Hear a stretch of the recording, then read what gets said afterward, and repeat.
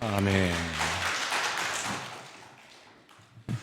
은혜로운 찬송, 온전한 헌신에 감사를 드립니다.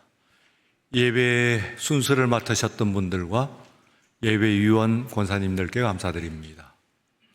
오늘 또 앞에 우리 찬양팀 있습니다. 위에 방송실 또 여러분들과 교역자 여러분들의 수고, 헌신이 오늘 하루 종일 함께 하겠습니다. 여러분들의 도우심으로 이 한 하루의 은혜가 또 이 한 시간의 예배가 은혜 충만한 예배가 되시기를 축원합니다.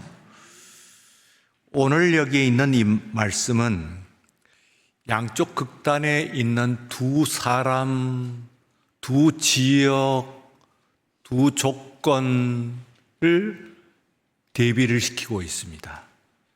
먼저 1절에서 보시면 네 가지를 볼 수가 있는데, 가이사랴라고 하는 장소, 그리고 고넬료라고 하는 사람, 그리고 이탈리아 부대라고 하는 상황, 부대에 또 백부장이라고 하는 그들의 그 지위가 거기에 네 가지가 나타나고 있습니다.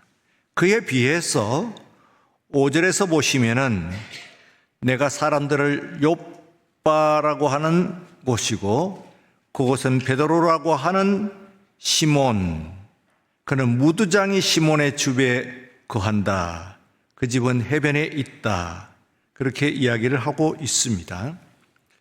이 두 사람, 곧 고넬료와 그리고 베드로의 두 사람 만남을 보는 한 관점이라고 하는 제목으로 오늘 이 말씀을 좀 대하적인 관점에서 좀 보고자 합니다. 하나씩 한번 짚어보지요. 우선 가이사랴라고 하는 것은 우리 성경에 가이사랴 나와 있는 카에사레아라고 하는 말을 그렇게 적은 것입니다. 이 카에사레아 하는 도시는 곧 율리오스 카이사르라고 하는, 영어로는 줄리우스 시즈라고 그러죠. 그 사람을 기념하기 위해서 거기에 이름에 헌정된 그런 도시다, 그렇게 생각을 할 수가 있습니다. 나아가서는 가이사르라고 하는 것은 곧 그 뒤에 그를 잇는 모든 이 황제들의 또 명칭이 되었습니다. 그래서 우리 성경에도 가이사 하는 것이 곧 로마의 황제를 가리키는 말로 나와 있어요. 이 도시는 누가 지었느냐 하면은 역사적으로 그 건축의 천재라고 이야기하는 헤롯 왕이 지었습니다. 헤롯 더 그레이트, 헤롯 대왕이 지은 겁니다. 이 사람이 지었다 하면 세계적인 명품이다, 그렇게 생각하시면 됩니다. 당대 최고의 건축가라고 일컫는 사람입니다. 이 사람이 이제 여기에 지은 인공 항구 도시입니다. 여기에 있는 이 지역은 새로 지은 또 그 도시입니다. 거기에 비해서 그 뒤에 있는 욥바라고 하는 것은 원명은 야파입니다만, 이 도시는 아주 전통적인 항구 도시입니다. 우리가 생각을 하면은, 말하자면은 서울로 보면은 직선거리 예루살렘에서 55km 지점이니까 직선거리로 바로 나가는 예루살렘 물량이 드나드는 항구다, 그렇게 생각하면 됩니다. 바다로 통해서 들어오는 모든 인원과 물자들이 바로 이 욥바를 통해서 들어오는 것이니까, 말하자면 우리 서울로 보면 인천과 같다, 그렇게 생각합니다. 그에 비해서 새로 만들어진 항구이니까, 우리나라에 새로 지은 항구는 아닙니다. 거리상으로 보게 되면 저 목포나 혹은 부산 이런 쪽으로 생각을 하시면은, 그러면 좀 먼 거리에 있는 그런 항구다. 그것도 인공으로 개발한 그런 항구다. 그렇게 생각하시면 됩니다. 그 물량이 말하자면은 위에 있는 아래에 있는 예루살렘으로 들어가는 물량은 욥바롯에도 들어간다고 한다면 그러면은 그 물자가 그리고 뭐 인원이 위에 있는 가이사랴는 이 갈릴리와 사마리아 지역을 커버하는 그런 그 지역입니다. 그러니까 말하자면은 그 지역에 있는 사람들이 드나드는 그런 길목이 바로 가이사랴가 되었다. 물론 다른 항구도 몇 가지가 있습니다만 그러나 그런 것은 마이너한 것이고 예수님 당시에 있어서 두 가지 중요한 항구는 아래에 있는 욥바와 그리고 또한 위에 있는 가이사랴 두 곳만 생각하시면 됩니다. 그래서 이 두 곳 이스라엘 땅에 있는 두 곳은 성격이 그와 같이 다르다. 하나는 자연이고 하나는 인공이고 하나는 그 행정이고 하나는 서민도시고 그리고 하나는 예루살렘으로 들어가는 곳이고 하나는 사마리아와 갈릴리로 들어가는 곳이다. 그렇게 생각하시면 두 가지 무엇보다도 더 중요한 것이 있습니다. 예루살렘으로 들어갔다고 하는 것은 예루살렘 성전 그리고 예루살렘에 그 왕이 있습니다. 이스라엘 왕이 있죠. 그 당시는 헤롯 아그리빠 그러니까 이 헤롯의 아들이에요. 헤롯의 그 아까 건축을 한 헤롯의 아들 아그리빠라고 하는 사람이 통치를 하고 있는 도시입니다. 거기에 비해서 이 욥바는 총독이 거하는 곳입니다. 원래 총독궁으로 지은 것은 아니긴 합니다만 그러나 워낙 잘 지었기 때문에 이 총독들이 이 어디에 있냐면은 바로 이 가이사랴에 거주를 합니다. 예수님 당시에 예수님을 십자가에 그 처형을 선언을 했던 판결을 했던 이 총독은 빌라도 총독은 잠깐 온 겁니다. 예루살렘에 그게 잠깐 온 것이고 그리고 실제 그가 거주하는 곳은 어디냐면 가이사랴에 거주했다. 그렇게 보시면 잠깐 다녀온 거예요. 잠깐 다니고 다시 갔습니다. 그 가이사랴에 거주하는 곳이고 여기는 왕이 이스라엘 왕이 있는 것이고 그리고 그곳은 로마의 총독이 있는 곳이니까 두 사람 다 또 권력자이긴 합니다만 그 권력의 비중으로 보게 되면 당연히 그 총독이 앞서는 것이죠. 총독이 최후의 가장 큰 힘을 가지고 있는 사람이다. 그렇게 생각을 할 수가 있습니다. 그 다음에 이제 두 번째 사람은 두 번째는 인물이에요. 고넬료라고 하는 사람입니다. 원명은 성경의 원래 무슨 코르넬리우스라고 하는 사람입니다. 코르넬리우스를 우리말 성경에서 고넬료라고 쓴 것뿐입니다.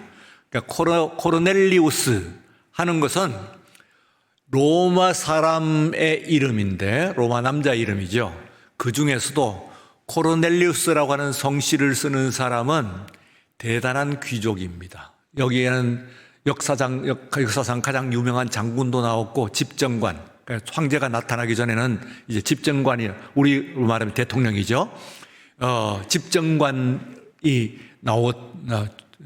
나왔던 그런 가문입니다. 코르넬리우스 가문이라고 하는 것은. 그래서 우리나라로 보게 되면은 뭐 전주이시나 혹은 안동김씨 뭐 이쯤으로 보시면 되겠습니다. 말하자면 누구든지 세상에 있는 사람들이 로마 사람 중에서도 그의 이름이 성씨죠. 성씨가 코르넬리우스 하게 되면은 이 사람은 알아준다. 이거 명문가 중요한 집안의 사람이구나 하는 것을 알 수 있는 이름입니다. 그러니까 아주 명문가의 아들이다. 그렇게 생각하시면 되겠습니다. 그 다음에는 이제 이탈리아 부대라고 하는 부대가 있습니다. 이탈리아 부대를 알아야 됩니다. 이탈리아 부대는요, 로마가 초창기에는 물론 뭐 작은 나라였을 때는 주변을 정복해 나갈 때는 로마에 있는 사람들만 구성된 부대였습니다만 나중에 온 세계를, 지중해 온 세계를 다 지배를 하게 됐어요.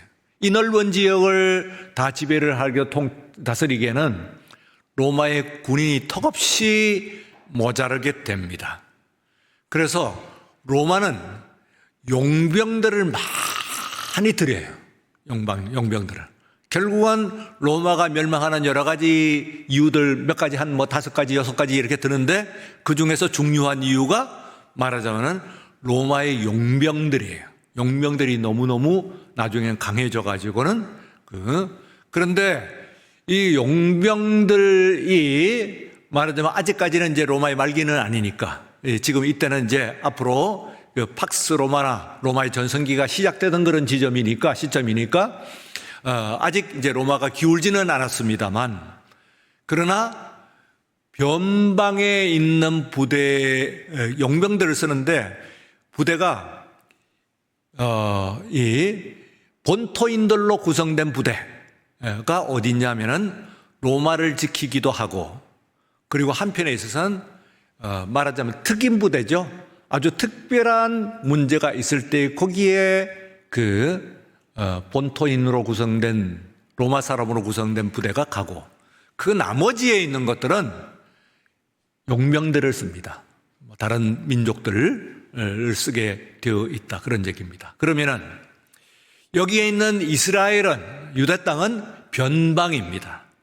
그러니까 이 변방은 평온할 때는 본토인 부대가 오지를 않아요. 이탈리아 부대가 오지를 않습니다. 용병으로 그냥 다 채워버리고 그 지휘관 정도, 장교들은 로마인들로 구성이 물론 되고 있고 그리고 아래에 있는 휘하에 있는 군인들은 다른 게르만 민족이라든지 갈리아 민족이라든지 하여튼 다른 이방 민족들로 구성이 되어 있다고 보시면 됩니다. 그래서 본토인 부대와 그리고 외곽 부대는 부대 이름이 달라요. 본토인 부대는 커미타텐세스라고 합니다. 커미타텐센스. 영어의 커미트 하는 말에 그 어감이 남아 있죠. 특임, 특별한 임무를 맡긴다. 말 그대로 특임 부대라고 보시면 되겠습니다. 커미타텐세스. 그리고 이제 이 외곽 부대가 있어요. 외곽 부대는 이름이 리미타네이라고 하는 이름을 부릅니다. 이 리미타네이 하는 것도 역시 영어에 어감으로 남아있는 단어가 있어요. 리미트 하는 말에 남아 있습니다. 그러니까 외곽, 그 한계, 이런 것들을 이야기할 때 이 리미트라고 하는데 그와 같이 한계 저 멀리에 나가 있는 부대가 리미타네이다. 그렇게 생각하시면 돼요. 그러니까 코미타텐센세스는 말하자면은 로마인들로 구성이 기본적으로 되어 있을 것이고 그리고 또한 부대가 넓어지면 넓어질수록 리미타네이 외곽 부대는 용병들로 많이 구성이 되어 있어요. 근데 이 외곽이 완전히 정복되고 완전히 평온하면은 본토인 구성 부대가 갈 필요가 없어요. 장교들은 다 로마인들이니까.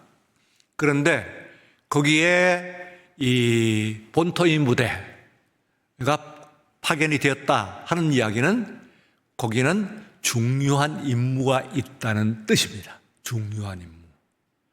어떤 중요한 임무일까요? 다른 용병 부대를 감시하고 견제하는 그런 있겠죠. 뿐만 아니라 앞서서 말씀드린 대로 예루살렘에는 유대 왕이 있고 그리고 또한 가이사랴에는 로마의 총독이 있다고 한다면은 로마의 총독이 유대 왕을 컨트롤할 수 있는 군대의 힘이 있어야 될 거 아니에요. 그럼 용병도 물론 로마 군대이긴 합니다만 그러나 완전히 본토인들로 구성되어 있는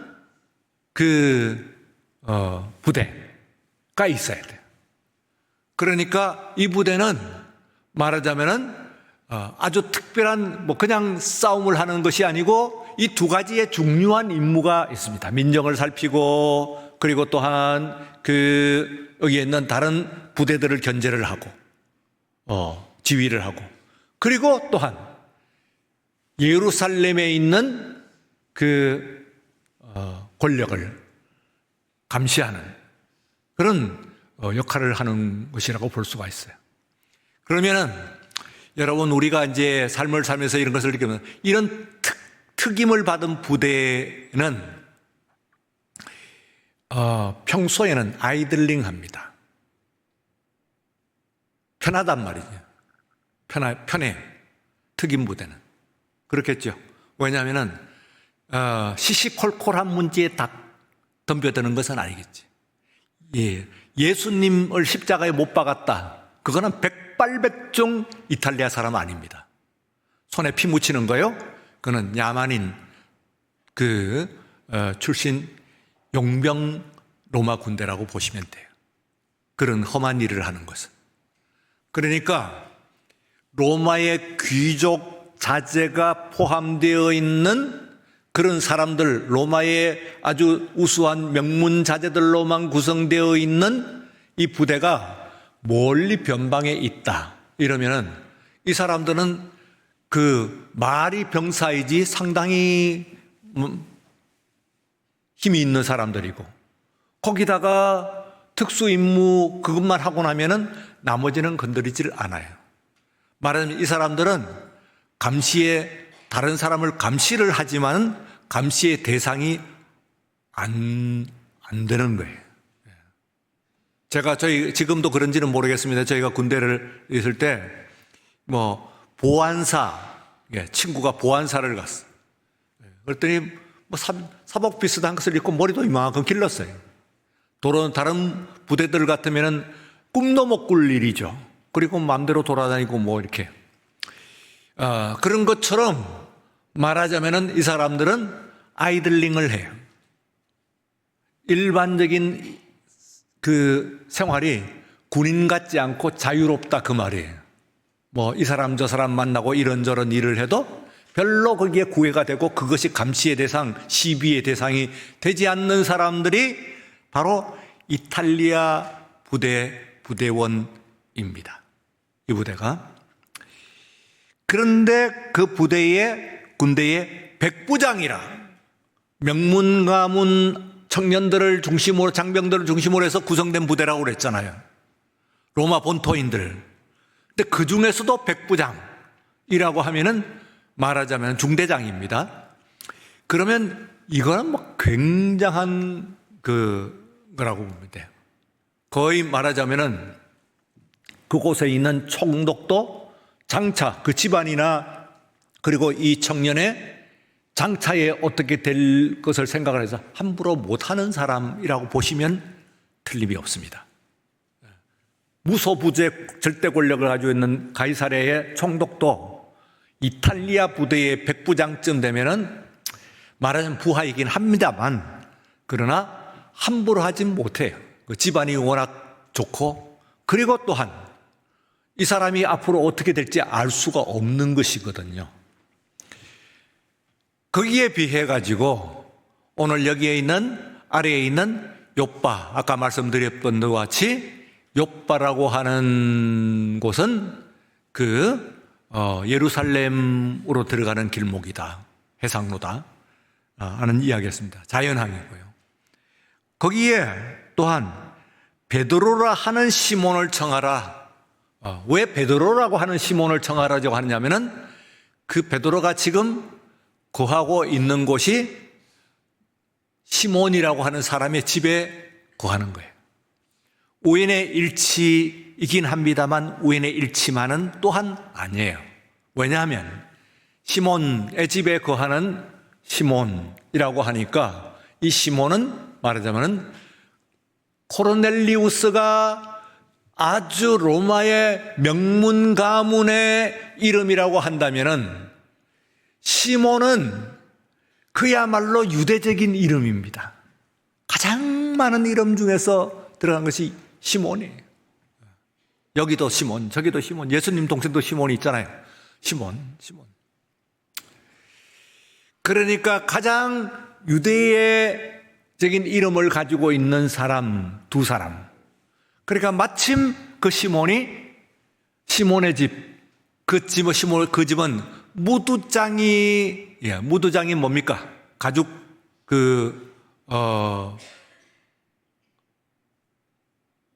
다루는 사람이죠. 짐승의 가죽에 기름을 떼고, 그리고 털을 뽑고, 그리고 부들부들한 입을 수 있는 그런 가죽으로 만드는 것을 무두질이라고 합니다.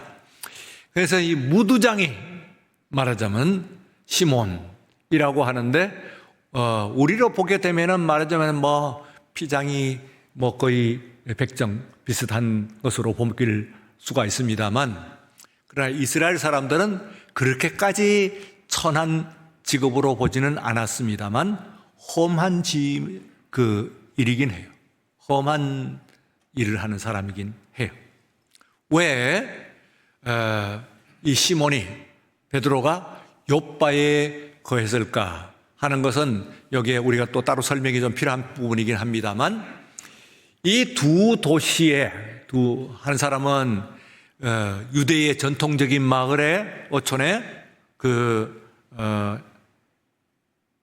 유대의 전통적인 이름을 가지고 있는 유대에 있는 그 신앙, 예루살렘에 지금 막 일어나고 있는 기독교 신앙의 가장 정상에 있는 사람이고, 이 사람은 코르넬리우스라고 하는 사람은 그 이름에서 나타난 바와 같이 그야말로 그가 속한 있는 부대가 그렇고 그야말로 로마 사람이에요. 이거 특임 끝나고 나면은 그게 언제나 있을 수도 없는 것이, 부르면 다시 돌아가요, 이 사람들은. 혹은 다른 데로 보내든지.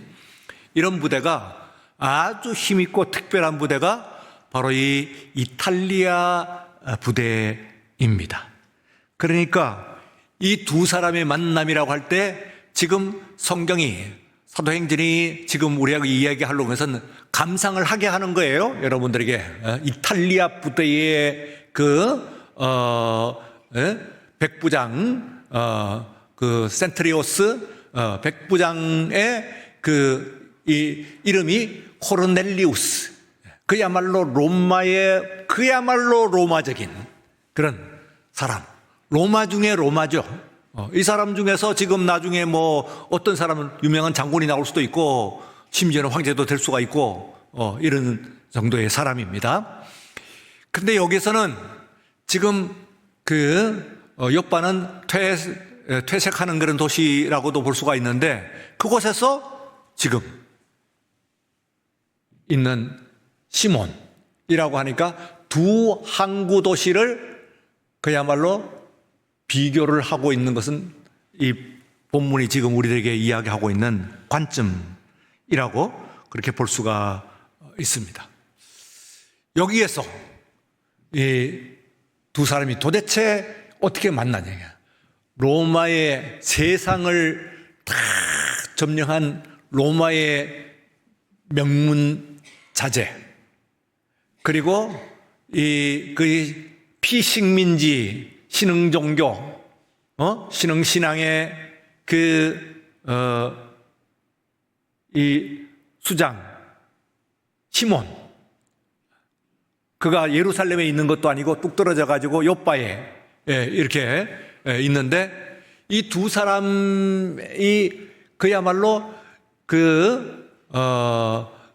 그러니까 뭐가 있냐면은 가이사랴에서 욥바로 오는 배가 없어요. 가이사라는 다른 지중해로 가고, 그리고 욥바에 있는 것은 또 다른 데로 가는 겁니다. 그게 갈 이유가 없어요, 둘다. 근데 둘의 기능이 그렇게 많이 다른 거거든요. 그러다 보니까 이 두 사람이 만날 가능성이 없었는데, 아까 했잖아요. 고넬료가 있는 이 부대가 특임 부대예요. 그러니까 특별한 임무 외에는 나머지는 자유로워요, 사실은요. 특임을 하게 되면은 그 나머지가 자유롭게 되는 거예요. 그리고 그 중에서도 백부장쯤 되니까, 100명을 거스리고 있는 중대장쯤 되니까, 지금 우리 중대장 정도의 지위가 아니고요. 이거는 지금 별과 같은 무게를 갖고 있는 사람입니다, 말하자면은.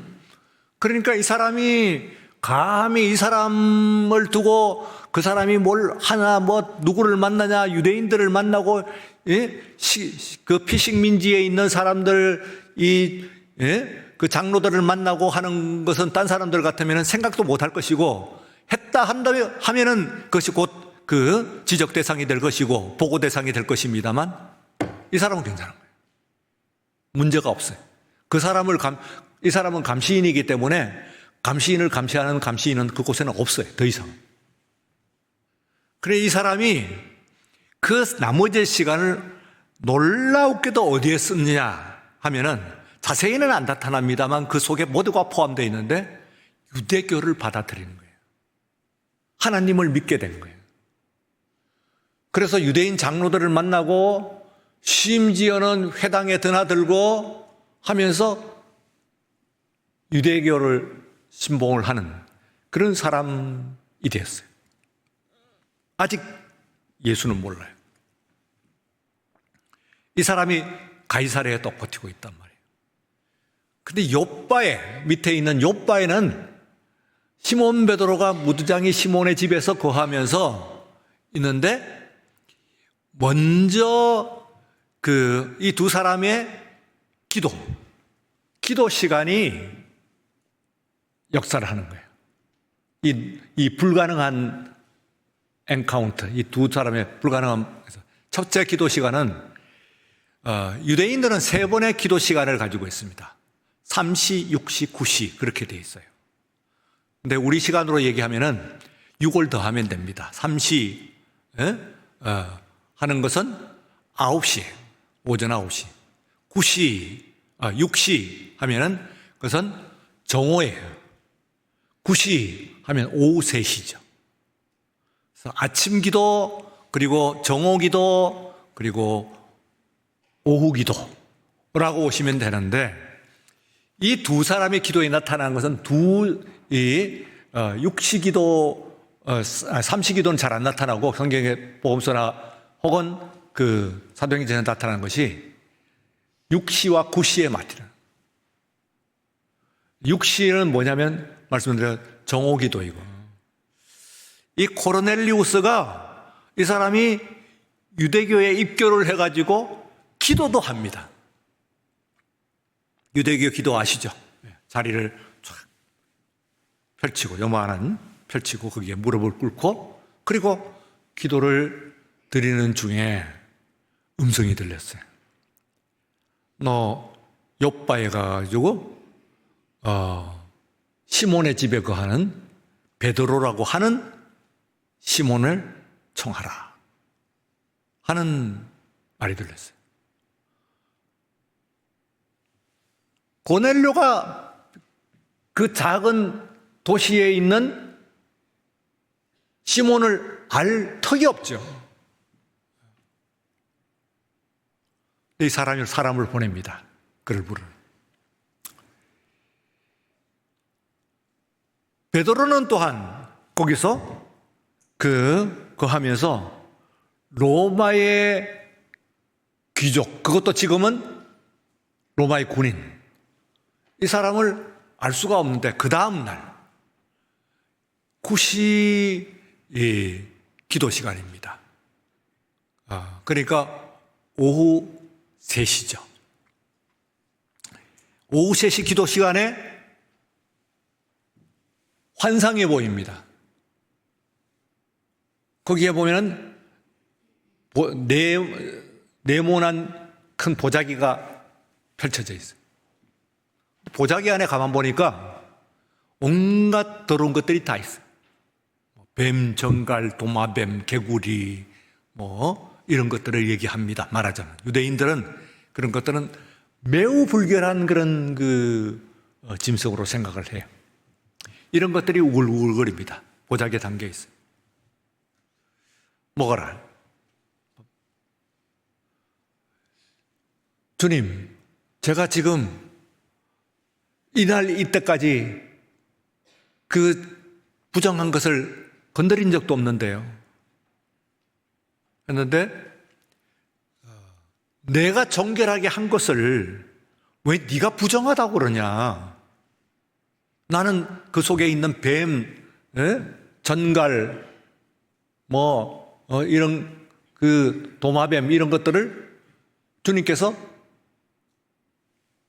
거룩하게 했다는 거예요. 이게 무슨 뜻인가?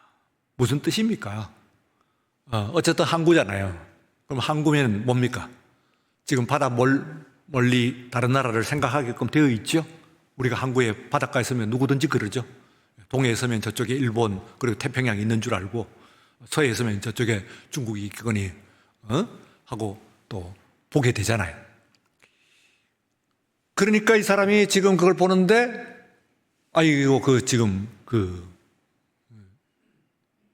이게 받아 먹으라는 거예요. 말하자면은 저 이방에 대해서 이 사람이 고민을 했을 겁니다. 복음이 이방에 전해지는 것 이것이 어떤 것인가 하는 것을 생각을 했는데 듣자 하니 바울이라고 하는 사람이 나가서 이방 전도를 한다고 그러는데 그걸 우리는 어떻게 생각해야 될 것인가 하는데 그걸 인정하라는 뜻이에요. 자, 그게 이제 기도 시간입니다. 다음 날에 그 구시 기도 시간에 일어난 일이에요. 오늘 여기서 여러분들이 두 가지를 제가 좀 이야기를 하고 싶어요. 이 두 사람의 만남. 첫째는요, 기도입니다. 우리가 이 역사가 어디에서 일어났느냐? 놀라운 자기의 한계를 뛰어넘는 그런 환상을 어디서 보냐? 하면 기도 가운데 보는 거예요. 그래서 기도는 우리의 일상의 언어가 아니에요. 커먼 랭귀지가 아니다 그 말이에요. 이건 무슨 소리냐 하면은 기도를 하면은 여러분들은 지금 내가 배운 것, 깨달은 것, 느낀 것 혹은 상상하는 것 이상의 하나님의 놀라운 역사가 기도를 통해서 이루어질 줄로 믿습니다. 이 사실을 여러분들은 꼭 알아야 돼요. 기도할 때. 나로서는 할 수 없는, 지금으로서 이루어질 수 없는 듯이 보이는 놀라운 역사가 하나님께서 기도 가운데서 주실 줄로 믿습니다. 한 가지 더요. 또 한 가지는 뭐냐 하면은 바로 우리가 이 세상에 있는 것 가운데서 그러므로 전혀 동떨어지고 우연이라고 하는 것이처럼 일어납니다만 그러나 하나님께서 놀라운 역사 가운데서 하나님의 기묘하신 섭리로 이끌어 주신다고 하는 것을 여러분 믿으시기 바랍니다. 지금 일어나고 있는 일들을 보면서 너무너무 불안해요. 우리 국내에서 일어나는 일이나 미국에서 일어나는 일이나 혹은 저 전쟁터에서 일어나는 일이나 너무너무 힘들어요. 그러나 우리 하나님의 오묘하신 뜻이 있어요. 어떻게 해서 고넬료와 그리고 시몬이 만날 수가 있냔 말이에요. 절대로 만날 수 없는 두 사람이 만나잖아요. 그런 역사가 어떻게 일어나냐? 하나님의 역사 가운데 일어납니다. 이것을 보게 되면은 이 두 사람의 만남은 굉장히 우리를 큰 사람으로 만들어요. 우리의 시야를, 우리의 가치관을 새롭게 할 수 있는 그런 놀라운 사건이에요. 바로 이와 같은 이 사건이 여러분들 가운데서 함께 일어나시기를 주의 이름으로 축원합니다. 거룩하고 존귀하신 우리 하나님 아버지, 오늘 가이사랴에 있는 고넬료와 욥바에 있는 시몬이 두 사람이 전혀 다른 환경과 조건 가운데 있으면서도 만나는 것처럼 우리가 기도 가운데 그리고 하나님의 뜻 가운데서 오늘 우리가 고민하고 함께 기도하는 모든 것들 풀려지게 하여 주시옵소서. 예수님 이름으로 기도리옵나이다. 아멘.